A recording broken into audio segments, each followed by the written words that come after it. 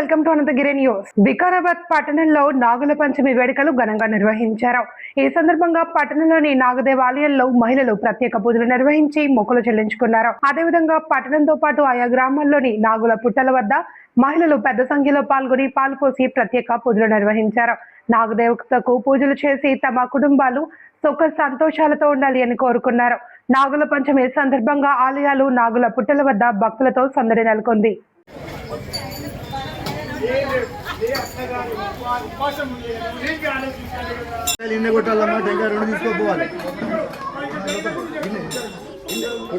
అగరబత్తి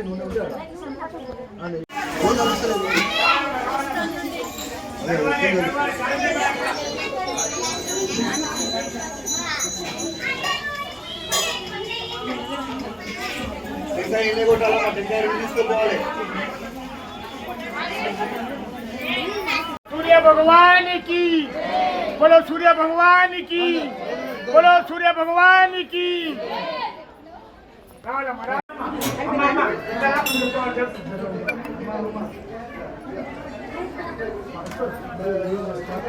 ఇట్లా పోండమ్మా, ఇట్లా పోండమ్మా, అందరు ఇట్లా పోండి.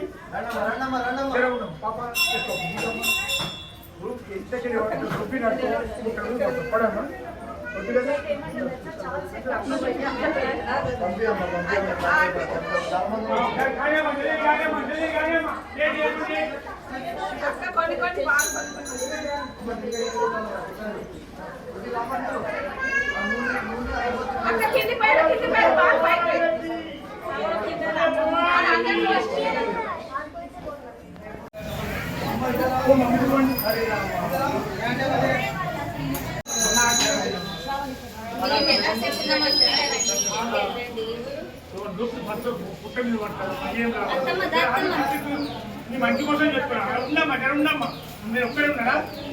అప్ప అక్కడే ఎంతసేపు అవ్వమ్మా,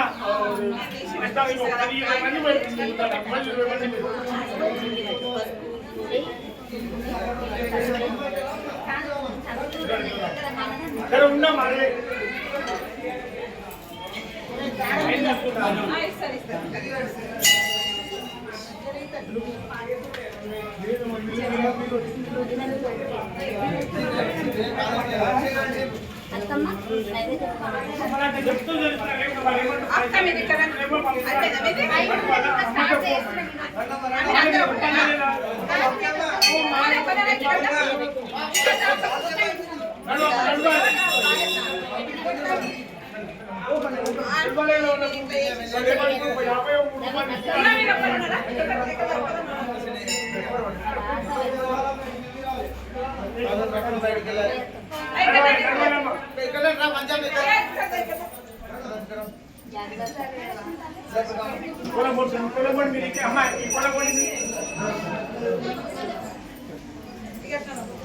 ఏమాయమ్మా, ఎంతసేపు అమ్మా?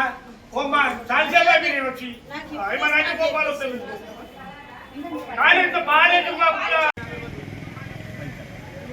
శ్రావణ మాసంలో శుక్లపక్షంలో జరిగేటువంటి మొట్టమొదటి పండుగ, శ్రావణ మాసంలో జరిగేటువంటి మొట్టమొదటి పండుగ నాగుల పంచమి.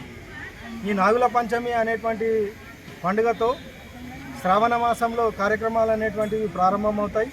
హిందూ సాంప్రదాయంలో, సనాతన సాంప్రదాయంలో మనందరికీ తెలుసు, ప్రతి జీవిని కూడా పూజించేటువంటి తత్వం మన సనాతన ధర్మంలో ఉంది.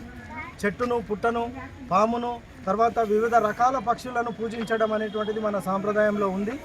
ముఖ్యంగా మహిళలు ఈరోజు ఈ నాగ పంచమి రోజు పూజలు చేస్తే నాగదోషాలు ఏవైతే ఉంటాయో అవన్నీ తొలగిపోతాయని చెప్పేసి, నాగదేవత యొక్క ఆశీర్వాదం కుటుంబంపై ఉంటుందని చెప్పేసి, అలాగే ఏమైనా కష్టాలు ఉంటే నాగదేవత ఆశీర్వాదంతో అవన్నీ కూడా తొలగిపోతాయనేటువంటి ఒక భావనతోని ఈ పూజా కార్యక్రమం అనేది నిర్వహించబడుతుంది.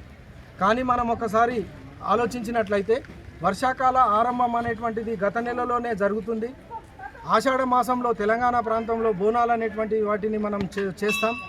అప్పుడు ఇచ్చేటువంటి అనేక నైవేద్యాలు ఏవైతే నూనె పోలేలు అనేటువంటివి మన తెలంగాణలో ఈ నైవేద్యాలు పెడతారో, అక్కడ పెట్టేటువంటి నైవేద్యాలు వాటి వల్ల అప్పటికే డెవలప్ అయినటువంటి కొన్ని క్రిమికీటకాలు అక్కడికి చేరడం అనేటువంటిది మనము స్పష్టంగా మనం గమనించవచ్చు. అలాగే నాగుల పంచమి రోజు పుట్టపైన పాలు పోయడం, నాగదేవత విగ్రహాలపైన పాలు పోయడం వల్ల ఆ పాలకున్నటువంటి గుణం వల్ల ఈ ప్రకృతిలో జనరేట్ అయినటువంటి అనేక రకాలైనటువంటి దోమలు కానీ ఈగలు కానీ అనేక రకాలైన క్రిమికీటకాలు అన్నీ కూడా ఈ సమయంలో డెవలప్ అవుతాయి. అవన్నీ కూడా ఇక్కడికి చేరుకోవడం అనేటువంటిది జరుగుతుంది. క్రిమికీటకాల వయసు ఒక రోజు ఉండొచ్చు, కొన్ని గంటలు ఉండొచ్చు. మానవులాగా 100 సంవత్సరాలు జీవించాయి కాబట్టి పంటలపై ఉన్నటువంటి అనేక క్రిమికీటకాలు ఈ మహిళలు వేసేటువంటి ఈ పాల ద్వారా ఇక్కడికి చేరి ఒక విధంగా పంట నష్టం జరగకుండా మానవులకు ఆరోగ్యాన్ని ఇచ్చే విధంగా ఇదొక దీంట్లో ఉన్నదనేటువంటిది నా వ్యక్తిగత అభిప్రాయం. అయితే సనాతన ధర్మంలో ఏ పండుగ చేసినా కూడా దాని వెంబడి ఆధ్యాత్మికముతో ఉన్నటువంటి భావనతో పాటు సైన్స్తో కూడినటువంటిది కూడా ఉంటుందనేటువంటి విషయం మనం అందరం కూడా గమనించాలి.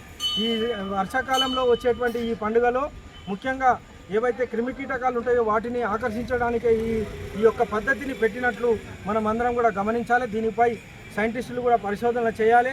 ముఖ్యంగా ఈ సమయంలోనే పాములు కూడా అనేటువంటిది బాగా వాటి యొక్క జనరేషన్ అనేటువంటిది స్టార్ట్ అవుతుంది, మనం గమనిస్తాం. ఇప్పుడే ఎక్కువ రకాలైనటువంటి పాములు మనం గమనిస్తున్నాం. అయితే ఇక్కడ నాగదేవతను ఎందుకు దేవునిగా కొలసాల్సినటువంటి అవసరం ఉంది కూడా ఒకసారి మనం ఆలోచించాలి. నాగదేవత నాగుపాము అనేటువంటిది ఒకవేళ ఈ భూమి మీద లేకుండా పోయినట్లయితే ఈ గాలిలో ఉండేటువంటి విషవాయువులను తీసుకొని దానికి ప్రాణవాయువుగా ఉండి అది బతుకుతుంది. కాబట్టి కొంత పర్సెంటేజ్ అనేటువంటిది ఏదైతే ఈ గాలిలో ఉన్నటువంటి వాయువులను విషవాయువులను పీల్చుకొని తద్వారా మానవులకు ఆక్సిజన్ అనేటువంటిది ఫ్రీగా లభించడానికి కూడా అవకాశం ఉంటుంది. కాబట్టి ఇందులో పరమమైనటువంటి ఒక సైన్స్ దాగింది అనేటువంటి విషయాన్ని మనం గమనించాలి. ఈ దిశగా ఇప్పుడున్నటువంటి ఆధునిక యుగంలో అన్ని రకాలైనటువంటి వసతులు ఉన్నాయి. దాన్ని మనం పరిశోధనలో భాగంగా దీన్ని ప్రతి పండుగని పరిశోధనలో పెట్టినట్లయితే తప్పకుండా దీని వెనుక సైన్స్ అనేటువంటిది ఉంటుందని చెప్పేసి మనందరికీ తెలుసు. కాబట్టి రాబోయే రోజుల్లో దీని మీద పరిశోధన జరిగి వివరాలన్నిటి కూడా ప్రజలకు తెలుసుకోవాల్సినటువంటి అవసరం ఉంది. గుడ్డిగా నమ్మాల్సినటువంటి అవసరం లేదు. హిందూ సాంప్రదాయం సనాతన సాంప్రదాయంలో ప్రతి దాంట్లో కూడా సైన్స్ దాగి ఉన్నదనేటువంటి విషయాన్ని మనం అందరం గమనించాలి. ఈ సందర్భంగా అందరికీ కూడా నాగుల పంచమి యొక్క శుభాకాంక్షలు తెలియజేస్తాం.